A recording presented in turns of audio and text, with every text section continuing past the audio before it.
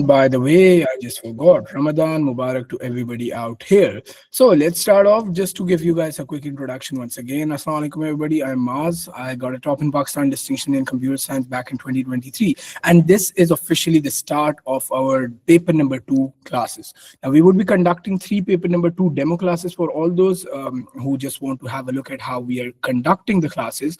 And afterwards, we're going to have a proper class for the registered kiddos just the way we were having it since December. So now we're going to be starting off with paper 2. Now, what is paper 2 all about? Now, paper number 1 basically talked about the theoretical aspect of computer, how computers work, how they store data, what are being manipulators within the computers which allow us to store data, what are the things within computer which allow us to sense data, how can we basically make use of the softwares within those computers, how can we basically stay secure over the internet, and finally, how can we use all this in like a practical application like robotics, right? So we studied all of these multiple disciplines. Now, coming to paper number 2, we all are aware that okay, computers are built, it has all these hardware, it has this software, but at the end we were always talking about something known as programming language, right? Remember, we talked about how if I want to give a command to the computer, I need to give it in terms of some programming statement. Now, how and what are these programming statements? That is the discipline which we're going to be learning in paper number 2. It's not like, remember, before even moving on, a lot of the students have this misconception that you need to learn programming language. Remember, paper number 2 is not about learning programming language. You are not required to learn any programming language. Let me write this up here too. You are not required to learn any sort of programming language, When I say this, I'm again and again emphasizing on this point because a lot of students are basically preparing from the book directly, right? So the book always has some sort of extra information too, or maybe it's like the examiner has allowed you to basically make use of a programming language. Wa alaikum assalam, how are you doing? They have allowed you to make use of a programming language, but only in the 15 mark. But that 15 marker can also be solved using pseudocode. So in that case, where you have the possibility of solving something using pseudocode, which is not only easier, but is also used in all the other parts of your paper, we would be not learning programming language and would be only focusing upon pseudocode so that we make one aspect super strong and then work towards getting that A star and distinction, inshallah. I'm doing great. How are you doing? So now, we're gonna before starting off with chapter number 7, I want to give you all a quick overview of what paper 2 constitutes of. So we have paper number 2, which is all about computer algorithms and problem solving, right? This paper has been divided into three main sections. The first section, which we're just going to be starting off, relates the introduction to algorithms, introduction to problem solving, or in simple words, if I have to sort of summarize it, I'm going to call it something related to pseudocode, or your programming part, which a lot of you are scared of. This constitutes topic like chapter number 7, which is just an introductory course, an introductory chapter which discusses some of the fundamentals behind it. And then chapter number 8, which is basically the backbone behind that 15 marker. So when you combine the two, you have the capability of solving literally all those pseudocode related or programming related questions, all the way from the starting validation till the 15 markers, arrays and functions and procedures, right?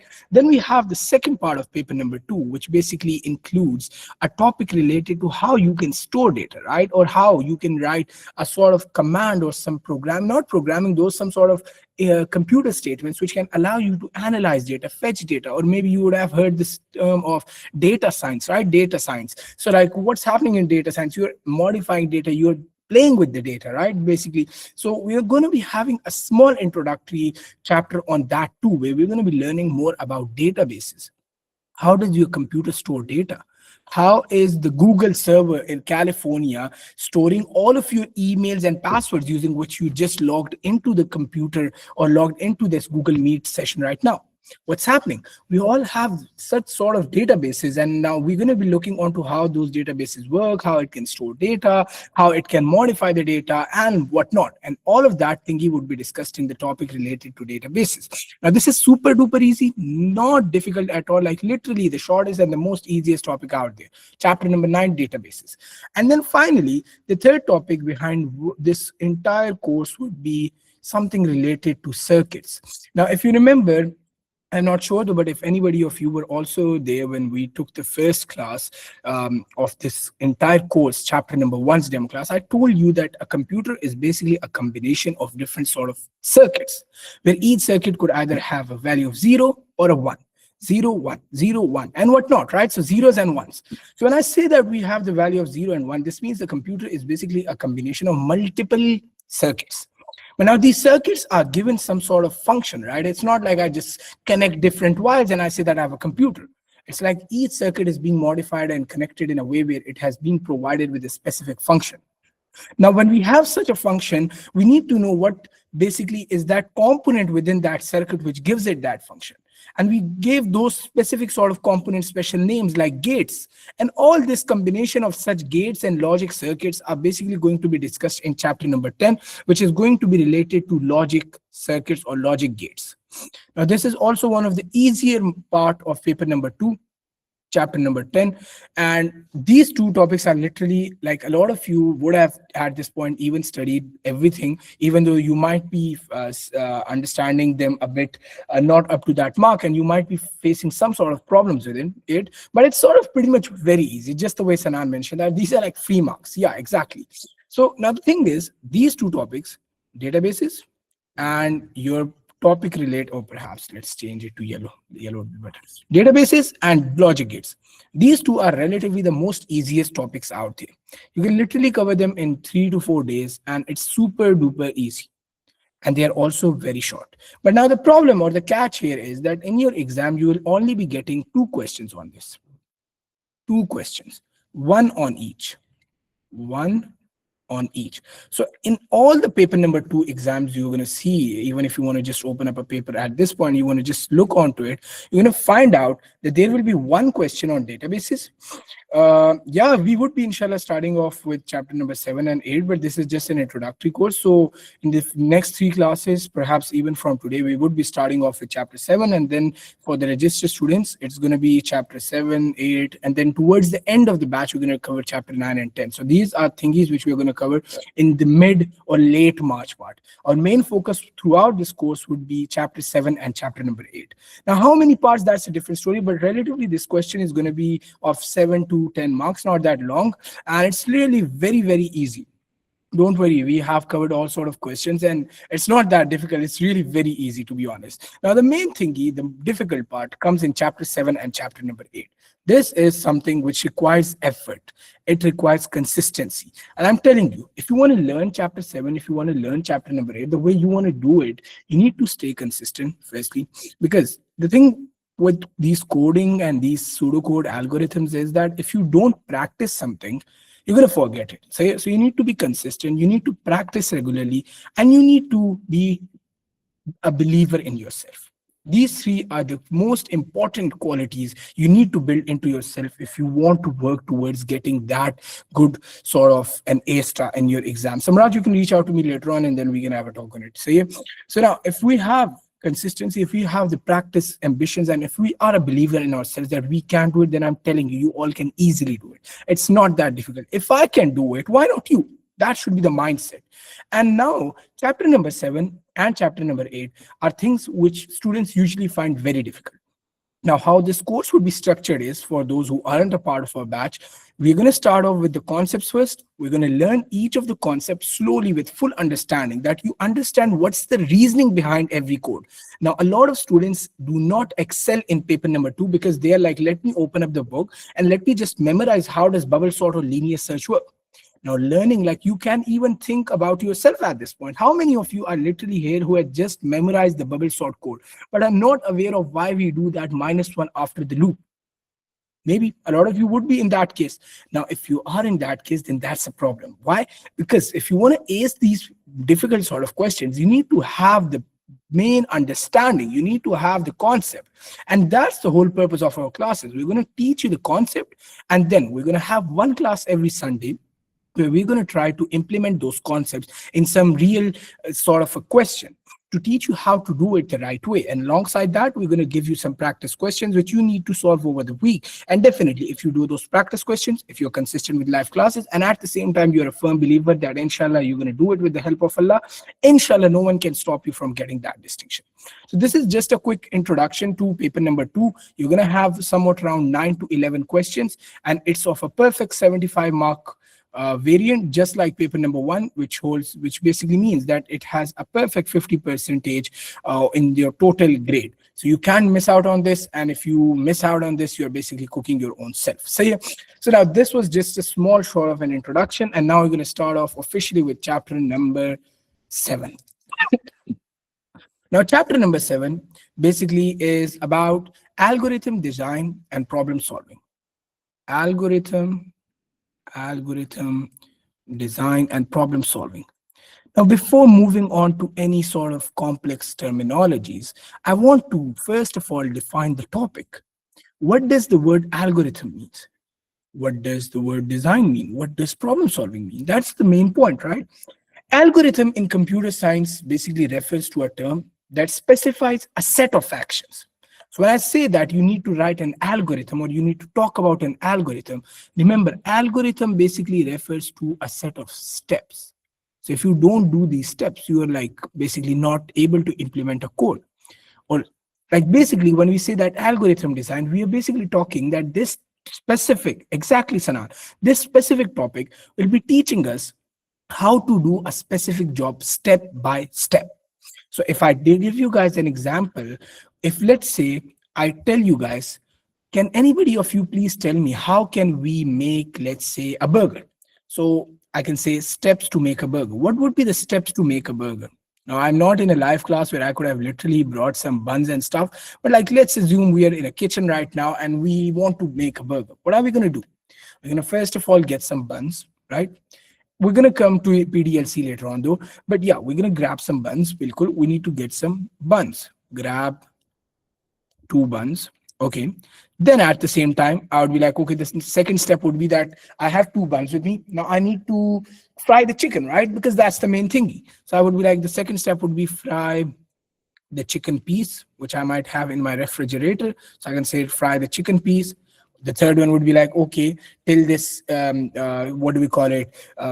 Chicken is getting fried. I will be like, okay, let me just toast the buns. We need to have those special sort of burger, right? So toast the buns. Boom, done with that. Now what? Now definitely just the way you all mentioned, we would be adding mayonnaise and ketchup onto it. So I'll be like, apply mayo and ketchup, apply mayo plus ketchup. And finally, what's going to be the thingy? We're going to basically put the chicken on it, and basically assemble it. Put the chicken on it and assemble the burger, which will be the last step. Now, these 6 steps are what? It's basically a step-by-step overview of how you can make a burger. Now, this could be further expanded, right? There can be further extra steps onto it. But if I have to do it a small summary of how can you make a burger, it's going to be using these 6 steps. Now, when we talk about programming or when we talk about creating a computer program, remember, whenever I'm referring to the word programming, it basically means we are coding something. Now, at your level, you won't be required to code in programming language. So you can assume that I'm talking about you all doing some sort of pseudocode statements, right?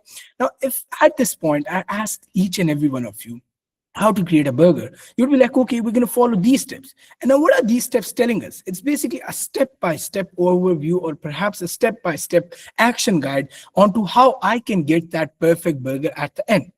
Now, these steps is what we call as an algorithm. These steps are what we refer to as algorithm. Steps are what we refer to as algorithm. So now next time you hear the word algorithm, you should be aware that an algorithm is basically that set of command or that step of actions or those sort of any sort of material which basically tells you how a specific thing needs to be done. So if I say that something is being done in a way where I'm setting an algorithm or listing down some steps, which maybe creates a program. So the steps towards creating that final program is known as algorithm.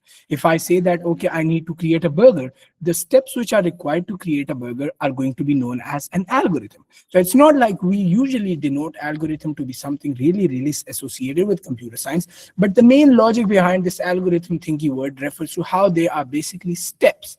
And now throughout our paper number 2, all we need to do is we need to basically figure out algorithms. We need to understand how we can define the steps behind making a specific program, or maybe making a specific sort of application or some solution.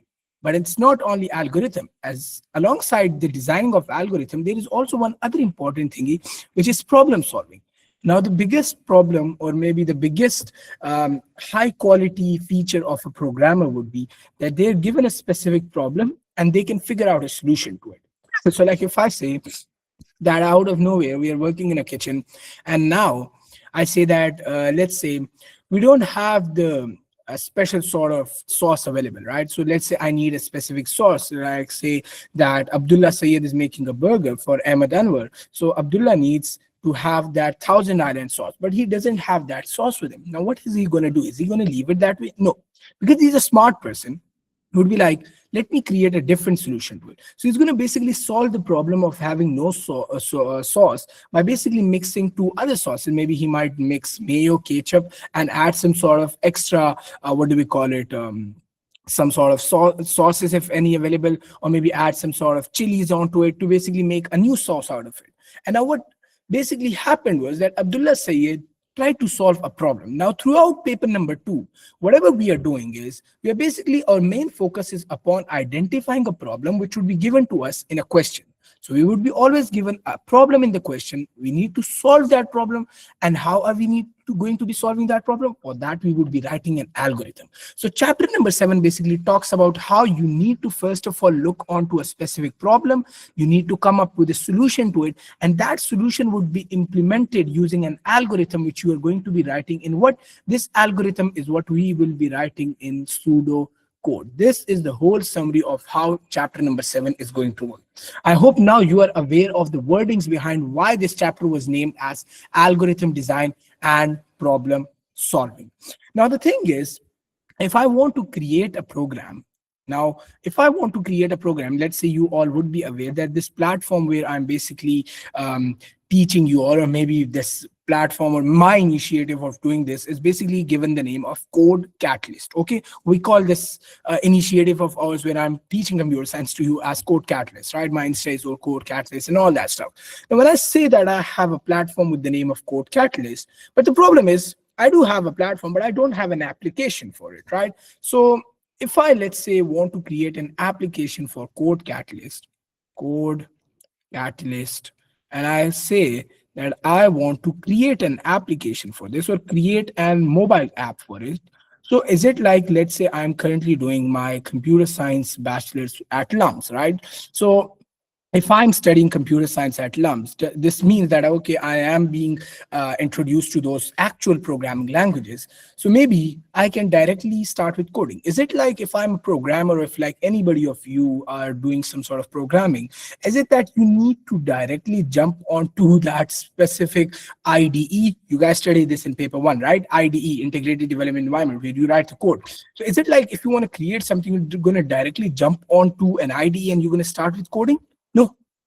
When you are in the industry, when you are in a professional place, and also the same logic applies when you're doing those 15 markers. That's the reason why you are unable to do those 15 markers. If you want to create something or you want to get to a solution of a problem, it's not like you're going to create or directly code it. If you want to directly code it, then this means there is a big problem. So if I want to create a mobile app for my platform, the logic behind what a software engineer would be doing is that he would be basically following a set of steps. And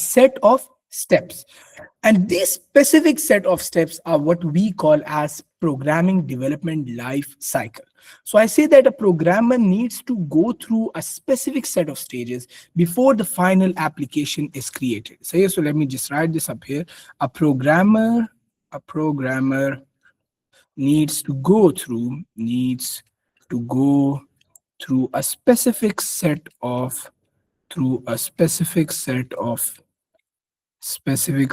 stages before creating the final program. Before creating the final program. The final program. And these steps are basically known as program. These steps are known as the development life cycle, are known as program development. Perhaps let me write it in a different color so that you can understand it much better if anybody of you is viewing the notes later. Program development life cycle, or people also call it as PDLC as short form. And I guess if I'm not wrong, one of you also stated the keyword PDLC in the chat box. But now the way I always refer to all of you in the past paper recordings, if you guys were watching it, I always recommend that if you want to write the word in exam, don't mention it as PDLC directly. First, write the full form so the examiner knows what you're referring to. And then in the bracket, write PDLC. So now in the answer, if you're mentioning something or calling something as PDLC, I can share the notes for the demo classes with you all. Don't worry. Say I can share them later on.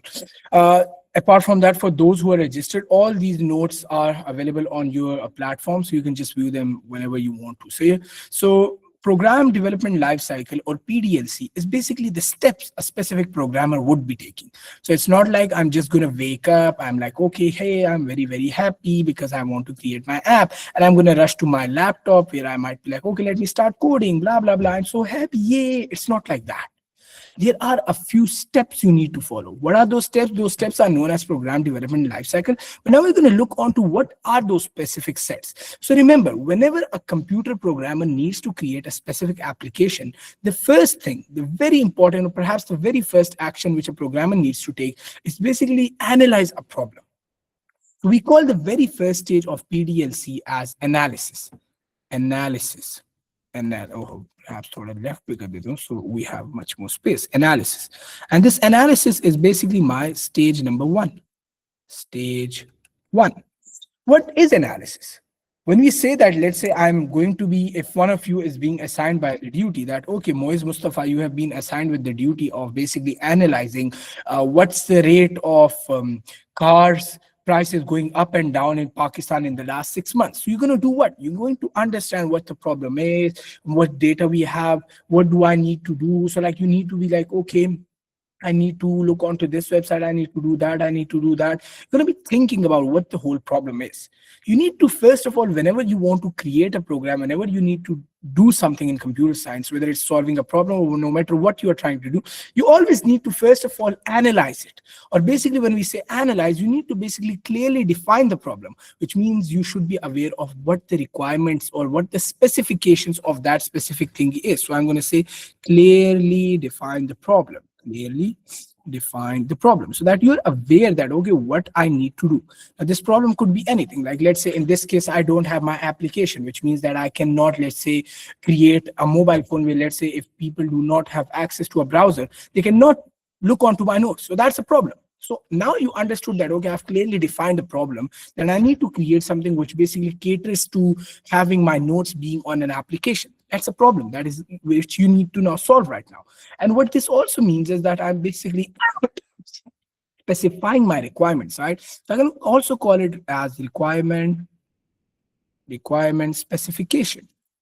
Which means that for any programmer, whenever they want to create something, because it's not like I'm always going to be coding for my own self, there's a great possibility I work at a specific place or I have my own startup and a person comes on to me that, sir, can you please make this game for me? And then I would be like, okay, of course. But it's not like I'm just going to go and directly start with coding.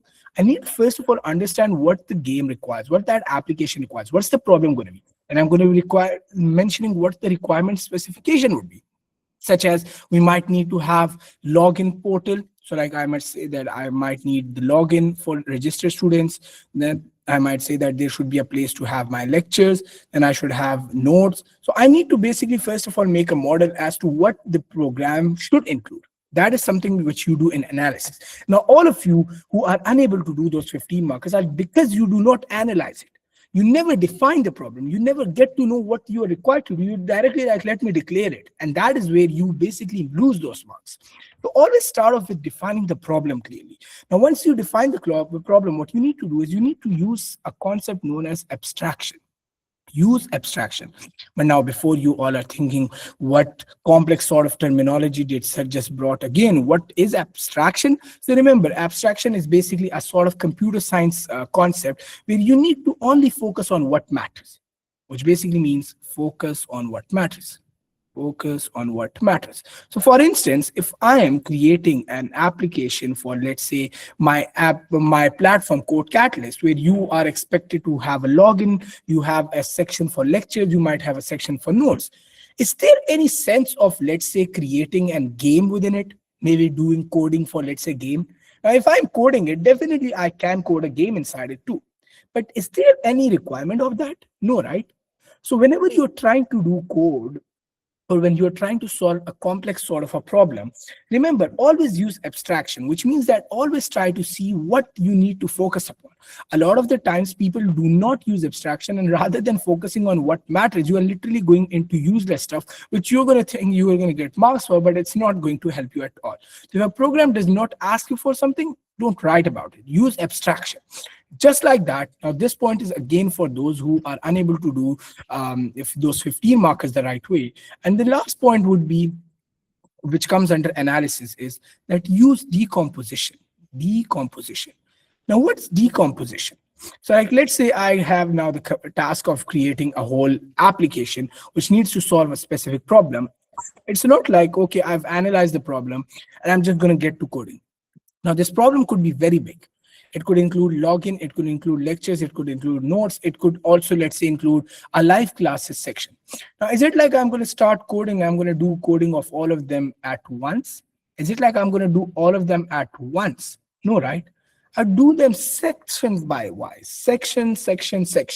So what an analysis part of PDLC states is that whenever you want to solve a problem, or maybe solve a complex question, or like even that 15 marker which you are unable to solve, whenever you have a problem, this 15 marker is also a problem, right? It's a question. Any question which you are getting is basically a problem.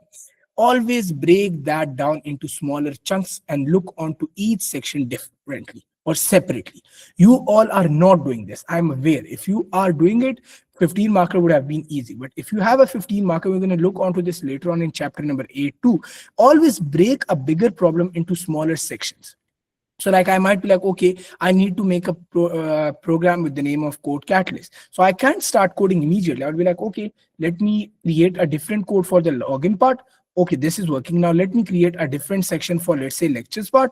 Now, okay, now I might create a different for the notes. And then later on, I can like basically join them together somehow using some techniques in computer science so that all of them are working together. But it's not like I need to, if let's say lectures is not working, this means notes won't be working. And it's not like I need to code them at once. I basically do what?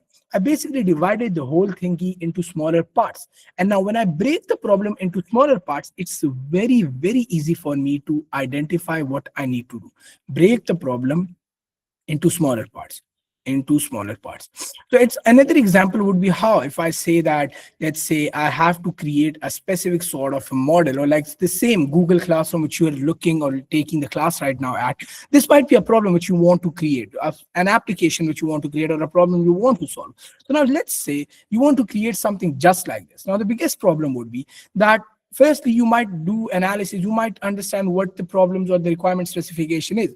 But now when you get to coding, it's going to be like, oh, bro, I'm unable to do anything. I'm shocked, bro. What do I need to do up here?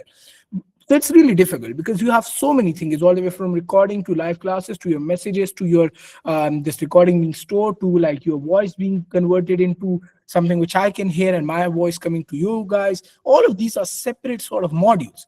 So what a programmer will do is they're going to be basically looking onto what those modules are. They're going to divide that bigger chunk of application into smaller parts. And then they're going to sort of solve each smaller part. And eventually, once all these smaller chunks are solved and they're brought together onto an IDE, you will have the final program being created in the right way. So this stage of your computer program development is what we call as analysis. And it's the first stage of your PDLC, which is Program Development Life Cycle. Is this clear, everybody, in the chat box quickly? If you have any questions, do let me know. Otherwise, we will be then moving on to the next stage. Perfect. Everyone, quickly. We don't have a lot of time to waste up here. Perfect. That's great to know. Good, good, good. So now let's move on to the second stage now. So, yeah, so now once we have looked on to the first stage of analysis, the second part of your program development lifecycle, or whenever you want to solve a problem, now this stage is something which you are going to do in for actual programs and also for pseudocode programs. But pseudocode basically does come under designing section. So when I say that design, what do I mean by design? This designing basically means that whenever I have sort of a specific problem, I need to basically also look onto how it needs to be solved, right? It needs to be solved. So this how part is something which we're going to look onto in stage number 2, that is designing. So this how question, how to do something, is something we would be looking into within section number 2. So now we have a problem being decoded, but now we need to decide how to solve the problem. Decide how to solve the problem. Now, creating a code or writing some statements in C++ or maybe in Python or in some high level language would be very difficult to do directly. But now, if I have a roadmap created, it's the same way if I say that, okay, you all at this point, just let's say I give you guys a subject that you need to study A-level maths. You have never studied it. Can you guys do it without any sort of roadmap? No, right? You should always have a roadmap. You should be aware that I need to do this, then this, then this, then this, and so on. So when you have this roadmap of what to do, like from step number 1 to step number 2 to step number 3, it's going to be very, very easy for you to basically write the equivalent code for it. And this step-by-step implementation of that algorithm, which we analyze in stage number 1, is something which we're going to do in stage number 2, or the design part. Now, when we talk about designing, we basically need to know how can I solve a specific problem. But it's not like, okay, I need to directly code something up here. You basically need to create a roadmap, or maybe it is this stage where you need to write the algorithm onto it. So you need to create a roadmap. And for all the problems which you identified in stage number 1, this breakage of these problems, all of these problems, you need to basically write an algorithm for this. Now, in all these 15 markers, all these programming questions which you're going to find in paper number 2 are maximally going to test you till stage number 2. The max you need to do in paper number 2 is to write an algorithm, write those pseudocode statements. Nothing after this or advanced would be tested. So this is the maximum you need to implement in your paper number 2. But now to see how you can design or solve a specific problem, for that we have sort of 3 tools. We have sort of 3 tools which you or a programmer usually makes use of to create a design, or to create or to showcase the algorithm to the programmers as to how you need to solve a specific problem. Now, what are those tools going to be? So those tools, first of all, include none other than the one which you guys love the most, pseudocode, or perhaps hate the most. Never mind. But yeah, pseudocode is the first tool using which you can solve the problem, or using which you can create a specific roadmap for a problem, or you can create or write down the algorithm, or like the step-by-step implementation of it. The first tool to basically do this would be pseudocode. It's not only pseudocode, we have 2 other tools too. And then the second one is basically going to be flowcharts. Now, what are flowcharts? We're going to learn how to create them, inshallah, in great detail.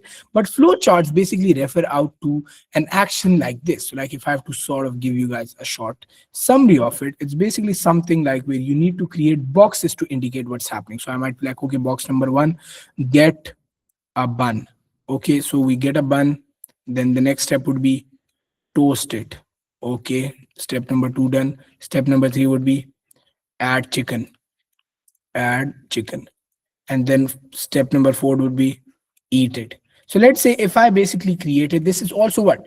This is sort of the same algorithm which I was just talking about, right? I created that algorithm, but rather than writing it like in pseudocode statements, which are sort of similar to those coding statements, we're going to come and discuss each of them in great detail though, again, but still for your own understanding, we can also write the design in this way too.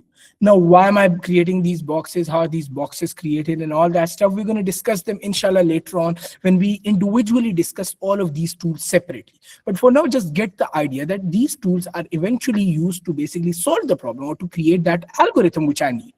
And just like that, the way we have flowcharts, we also have one third way of creating an algorithm or a roadmap towards a solution, and that is using structure diagram. Structure diagrams. Now, what are structure diagrams? Structure diagrams are sort of similar to flowcharts, but they have sort of a small difference. So we can call them structure diagrams, or if you want, you can also do it structure charts. Okay, whatever suits you. So let's write structure charts. But now, when we talk about structure charts, what do I mean to say in structure charts? So if let's say in stage number one, we studied two things. We were like, okay, you need to specify the problems, and then you need to basically create algorithms to solve them. Now, when you want to do step by step, or like the following of what to do next, flowchart is better for that because it tells you what needs to be done. But just that way, we also saw that in stage number one, we are also looking onto how we are breaking the problem into smaller parts. So now when I want to denote, or I want to showcase the smaller parts, or I want to, let's say, break a bigger problem into smaller parts, I can do that using structures charts. Like how I might be like, okay, let's say I want to create an alarm app. So an alarm app is something which I might want to create, but creating it directly would be really difficult. So let's say what I do is I break it down into smaller sections. So I would be like, okay, section number one is related to how you can set time. This is one section of code which you need to do. Then the second section is basically related to how you should be able to check time. So that is the time correct or not. And let's say the third section of the code would be related to how you can remove time, or maybe play sound.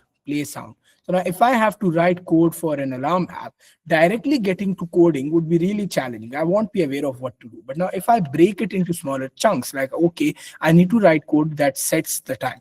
I need to write a code that basically checks for the time. Is it equal to the time which we have set or not? And just the same way, we should also be able to write a code which plays some sort of tune or some sort of sound when the time has been matched. So what's happening?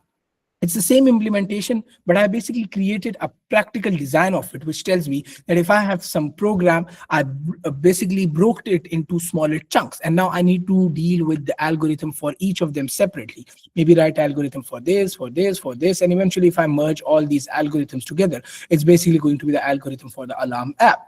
And now this algorithm, which I can write for set time or check time, this could be written in flowchart and pseudocode.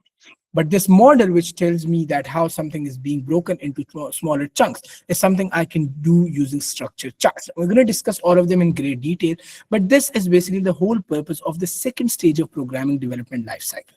Now, you might be wondering, sir, why are we literally just studying the theoretical part? Like, even though I've been wondering that paper number 2 is all about coding. Now, remember, this chapter number 7, it has almost 30 to 50% theory part. And when I say that it has 50% programming theory, it's really important. Students usually miss this part. And when they miss this part, this is the biggest blunder they're trying to make, because when they don't teach you all this theoretical part of paper number 2, the initial questions do include stuff related to what's design all about, what's analysis, what's decomposition. If you're not aware of this, you're losing upon those easy marks, which you do not need to miss, right? Because we are aiming for a distinction. And when aiming for distinction, our goals are what? We need to score a perfect 75 on 75, right? That's our goal. And if I want that goal, I cannot take the risk of leaving any sort of concept. So now all this theoretical part, which I'm studying right now, this is basically super important. And if you haven't studied this theory part in your chapter number 7, it's really important that you go and look onto this. This is basically chapter number 7's first concept, which is related to program development life cycle. Now, we basically looked onto 2 stages. Now at this stage, once I have done the design for the Code Catalyst app 2, the third part would be that now let's say I have everything in front of me. I know what to do, what the problems are, how to break them and do everything. The last thingy would be basically coding and iterative testing. Coding and iterative testing. I'm going to come to the iterative testing again because it's a bit sort of a new word for you all. But now what's coding? Coding basically refers to, writing the whole program or the algorithm or whatever model we created previously in some programming language. So now if I have to create an actual app, that actual app won't be created in some flowchart or a combination of boxes or maybe in some sort of pseudocode statements. For that, I need to do some real programming, right? Some real programming language like Java, C++, Python, or whatnot, right? So when I say that I have the whole model created with me, in stage number 3, what's going to happen is that I'm going to do the actual programming. I'm going to break the whole thing into smaller chunks, and I'm going to write the code for each of them separately. So I would be like actual programming takes place. Actual programming programming takes place. And when I say that actual programming is taking place, this basically mean that at the same time you're basically writing the code for each of these sections separately. So when I say that I'm writing code for a specific section, like let's say I'm writing the code for this one section separately, I'm going to call this different section as module. So I'm like, I have three modules up here, which basically means that I'm breaking the whole code into modules. So I'm going to write that up here, break and code for separate modules, code for separate modules. And these modules are what? These are basically small sections of code. But now at the same time, you might also be wondering, sir, what is the importance of having these modules, section of codes? So a small section of program code. Okay, yeah. So why is it important? So now definitely if I have to create a big application, let's say we are developing Red Dead Redemption 2. So now Red Dead Redemption 2 is something really, really big, right? It's something really including a lot of complex things inside it. It's not the work of a single person. So we identified the problem in stage one and stage two. We created a roadmap onto it and we saw that, okay, everything is including, we have like sort of thousands of such modules. And now what we do is we hire a company of, let's say, 100 programmers, and then rather than one person doing 1,000 modules, we are like, okay, each person is only required to do 10 of these modules. And now definitely think 1,000 modules and 10 modules. 10 modules is easier, right? That is how these whole big sort of tech companies work. They break the problem into smaller chunks, then they assign you that specific chunk which you need to basically work on. And these chunks or these smaller section of codes is what we call as modules in computer science. So you're basically given a specific module which is basically a smaller part like this, and then you do coding for this, then you do coding for this, and then you do for this, and eventually you join the three modules together to get the final application created. So this actual coding is basically being done in stage number 3. But then at the same time, there is something known as iterative testing. What does the word iterative mean? So remember, whenever we talk about the word iterative or the word iteration basically means repetition. Repetition. So if I want to repeat something, that is sort of known as iterative testing. So what does testing mean? Testing basically means that, okay, definitely if I'm going to write code, it's not going to be correct in the first glance. There would be multiples and hundreds of problems inside it. It might give me an error too. Maybe I let's say missed something, it's giving me an error. So whenever I'm trying to code it, I need to ensure that I'm basically regularly testing it. When I say regularly testing, it basically means that I need to look onto it. Okay, I wrote this much code. Remember the same in chapter number 4, we guys studied that we within IDE have different sort of features which allow us to test it. So I might have a breakpoint. I might be like, okay, let me test it till this. Is this working fine? Perfect. Okay, there is an error. Let me correct it. Then I retest it. Then I say, okay, this is a new error. Let me recorrect it. Then I retest it. Then I do it. Okay, retest it until I get the final thingy perfect. So it's not like I'm waiting for the whole code to be written and then I test it at once. Perhaps I'm basically writing code and at the same time I'm testing it, so that alongside writing, if there is a problem coming up, I'm also testing it at the same time. And that is something which you all should also be doing. Like in the 15 marker for like any long programming question, you won't be getting a lot of time to test it though, but like you should always have a look onto that. Okay, you wrote like 6-7 lines or 10 lines, then you're like, okay, let me just test it. So you just go through the whole code again, you review it alongside the model which you created at the first place. Is there anything you might have forgotten? Because definitely if you wrote like a 20-30 line code and you at the end realize that you forgot something, then you would be like, okay, I'm cooked. But we don't want you to be cooked. So like after 6 to 8 lines, you would be like, let me review it of what I have done previously. So that reviewing of repeating the whole thing and testing it is what we call as iterative testing.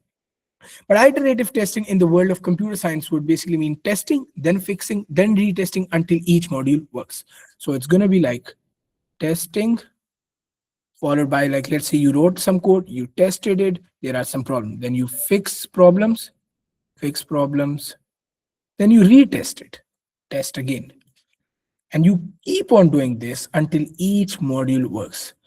Keep on doing this till each module is working perfectly fine. Each module, and keep on doing this until, okay, I forgot the word, until each module works. Let me write that up here, works. And that is basically the whole purpose of iterative testing.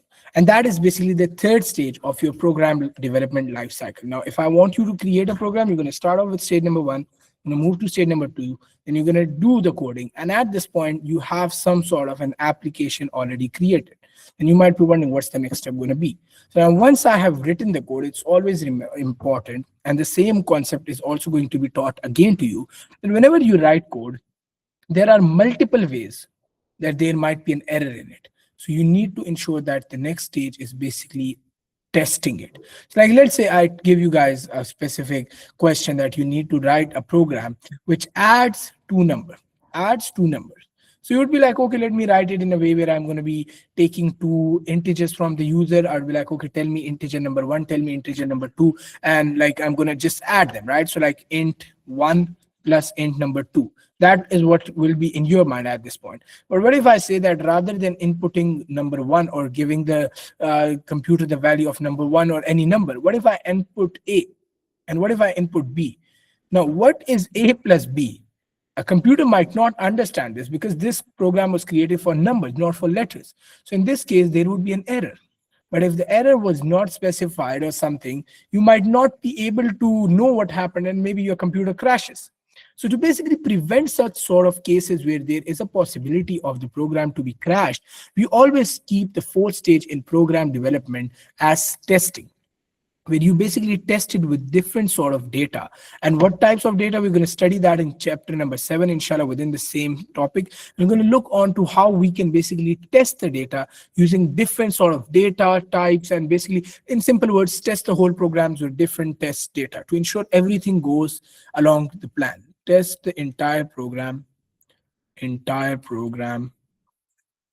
with different sets of data, with different sets, or we can also say with different types of data, because we're going to study the types which we can use later on to see if everything is going according to the plan, if everything is going according to the plan, according to the plan. And that is something you should be aware of. That we basically test it for the purpose that everything is perfectly going perfect fine, and that it is doing everything right. So like if I say that I'm inputting the letter A to a number, to a calculator, I'm like, okay, it says enter a number, and I'm like, okay, no, I press A and press enter. This should give me an error. It should say that, okay, why did you input a letter? We are looking for a number, right? So if it's not giving me a specific error, that's also a problem. So we always test these programs with different sort of data. We are like, okay, let me test it with correct numbers. Let me test it with incorrect numbers. Let me test it with some extreme numbers, and what those numbers are, we're going to look onto it later on. But yeah, we are basically testing the data with different sort of examples to see what's happening. And then it's not like that I wrote a program and I'm done with it. You tell me, I'm not sure if anybody of you is ever playing games, but like whenever you play these online games, or like if anybody of you plays Clash of Clans or Clash Royale, what happens is that after a specific time period, you're always getting a new update. Now, why are we getting an update? And what's an update all about? So this update basically comes under the fifth section of your program development life cycle, which we call as PDLC, or like, maintenance. Now, in your exam, if they ask you to list down the 4 stages of PDLC, it ends up here. It ends up here. But let's say if it asks for the 5th stage, you should be aware that there is a 5th stage, not that well known though maybe, but we do have a 5th stage which is given the name of maintenance. Now, what does maintenance mean?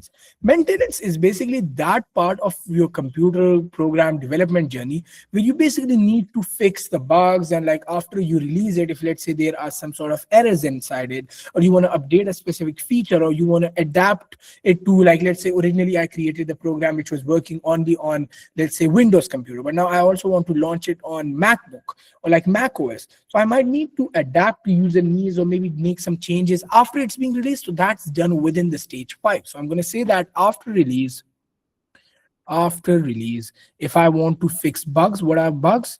Basically, if a programmer needs to fix bugs, a bug basically refers to any coding program error. Say if a programmer needs to fix bugs, which means programming error or coding error, or maybe introduce new features, introduce new features, or maybe even maintain the program by adding new features, or maybe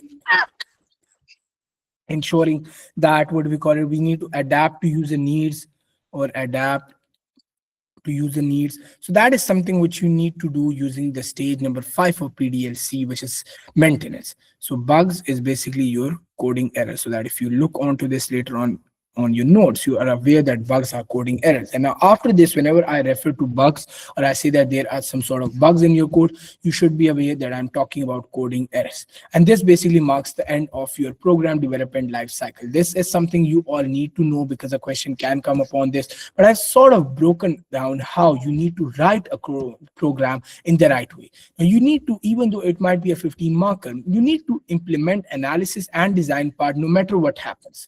You need to analyze everything. Yes, we would be inshallah having a class tomorrow too, inshallah. But when whatever happens, you need to always analyze it, then you need to design it. And if you're doing it in a practical industry, then you, after design it, you need to do the coding part, and finally you need to test it. And let's say once launch, if you want to create a new version of it, you can maintain it using the stage number 5. And this is what we call as the program development life cycle. But before moving on, I want everyone quickly tell me in the chat box, do you guys understand this whole logic? Is this fully clear or not? If there are any questions regarding the whole of PDLC or program development lifecycle, let me know so that I can re-explain that to you before moving on. Perfect. That's super great to know.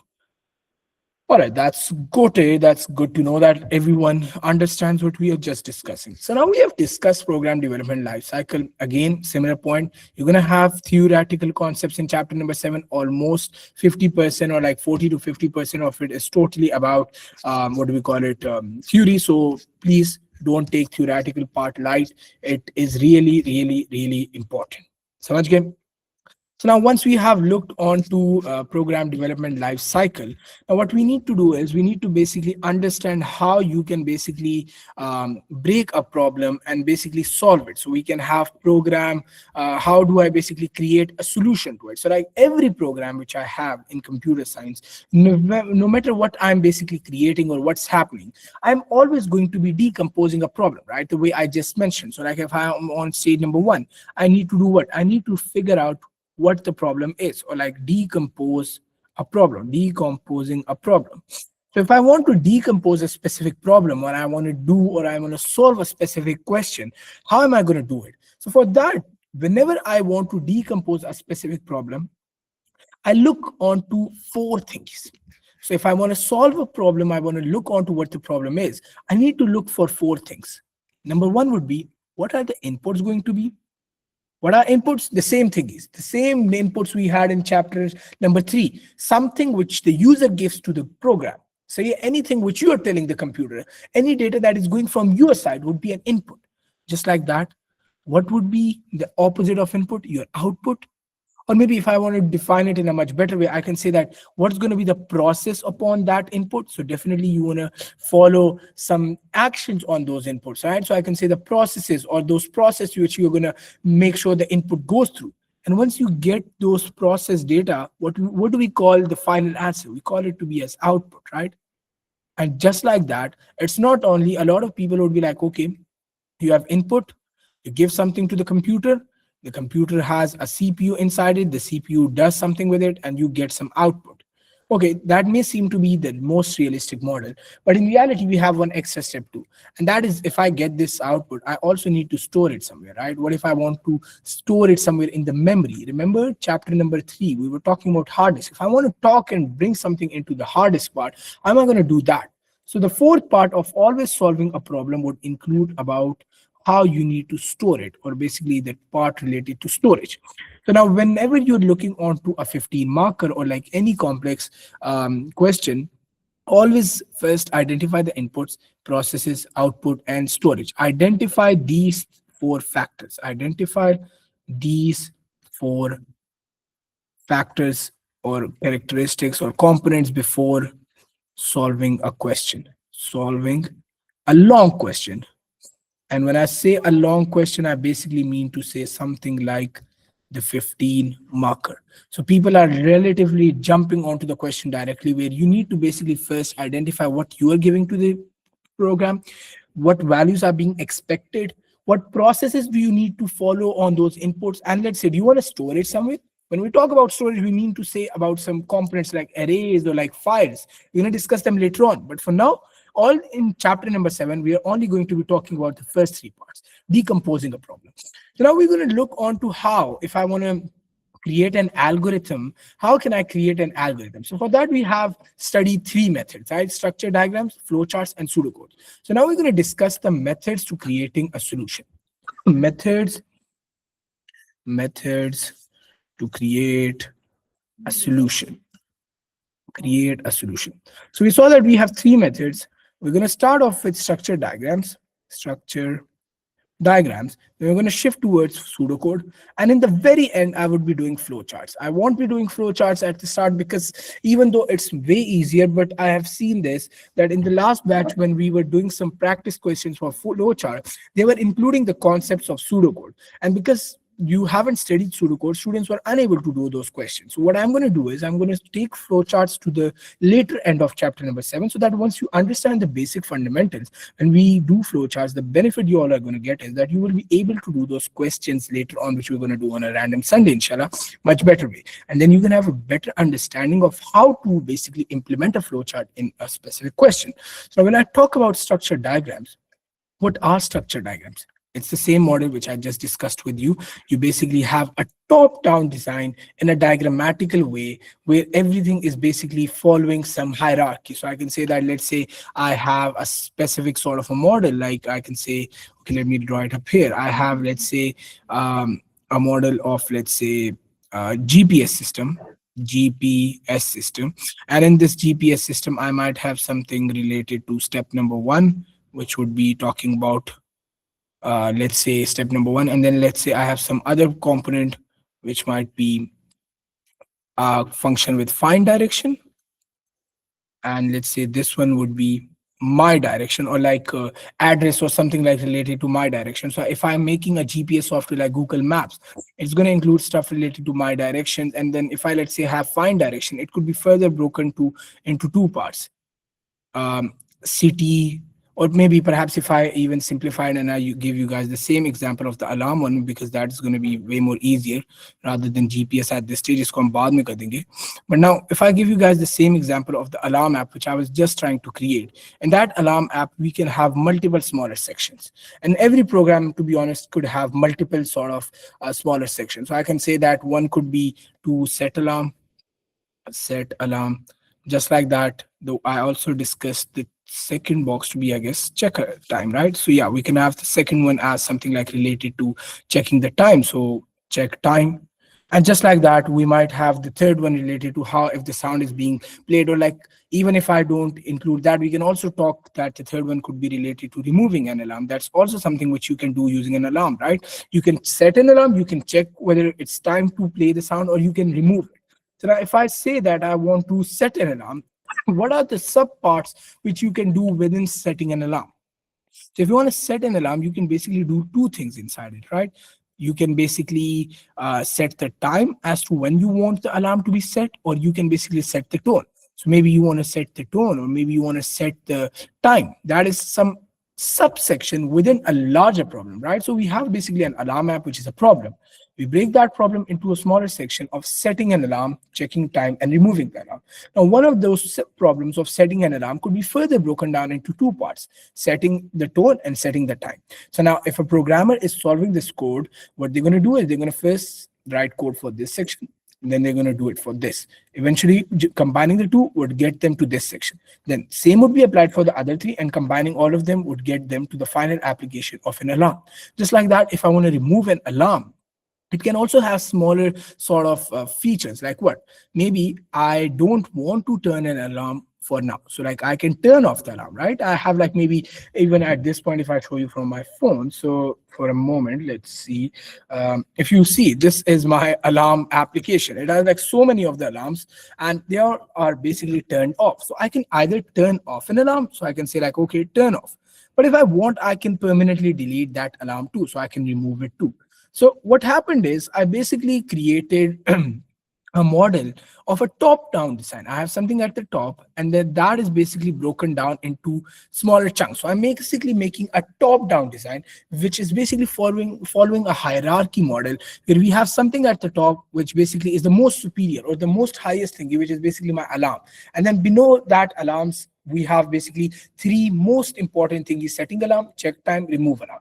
Then within that, we have something even more smaller, which is setting time or setting tone. So like I can further break down this into further smaller chunks too. So like maybe I want to do like tone. So maybe in tone, I would be like default tones from the application, or maybe your own tones, or like tones from your phone tones. So it's like you have further options, and then you can break it on.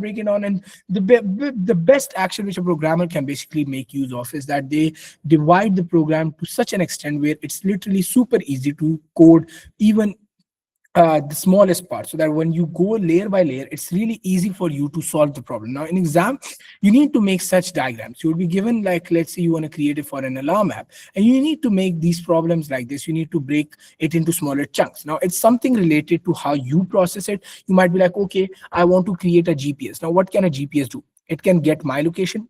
It can, let's say I want to do it for grabbing my address, or maybe calculating the distance between me and the place that's far away from me. And maybe let's say I say that I want to check, or maybe I want to go to a specific place, find destination. So within that find destination, you can have smaller other features like calculate time, or maybe I can say you can have a feature to calculate distance, or you can have a feature of, let's say, calculate or check traffic. Now calculate distance could have further part of like from this point or from some other point. So what I'm basically doing is I created a plan in my mind out of nowhere. Now it's not like you have a set solution to it. It's how you break the bigger problem into smaller chunks. Now when we do some questions related to this, inshallah, on our Sundays class, you're going to see that, okay, it's not that difficult. It's really easy. Yes. Do you have a question? Hmm.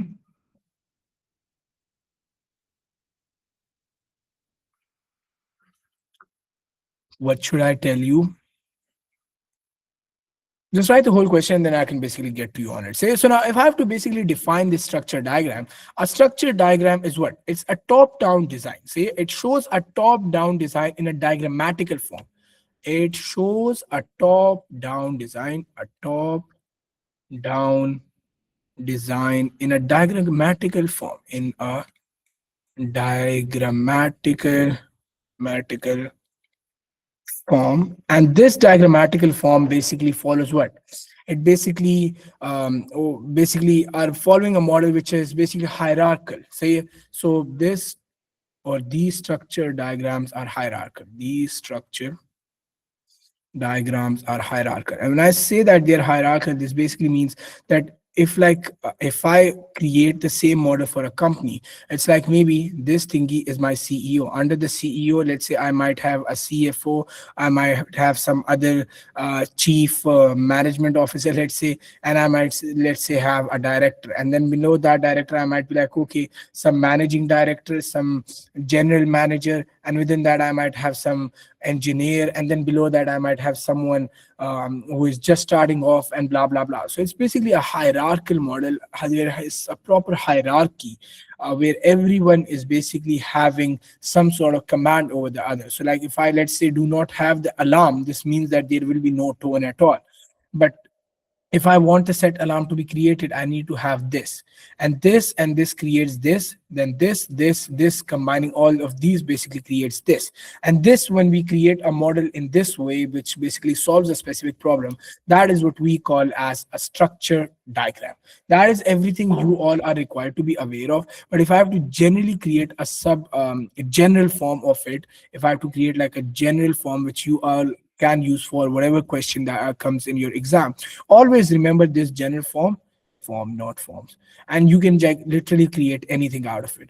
So if I want to create a general form, the general form would be like, I'm going to have a system, and I'm going to have a box like this. This box would be then having a few other parts. So I would be like, okay, let me make a straight line like this, then let me make a straight line like this. One of it could come up here, then I can make a box up here, just to denote a similar model the way I was talking about just before. and then I could have something like this, then we can have something like this and something like this again, and then one other model like this box. Oh, my bad, it's not straight though, but yeah, you get the idea, right? It's basically decomposing the problem. We are breaking that same problem which we are just discussing right now into smaller chunks. So what's happening?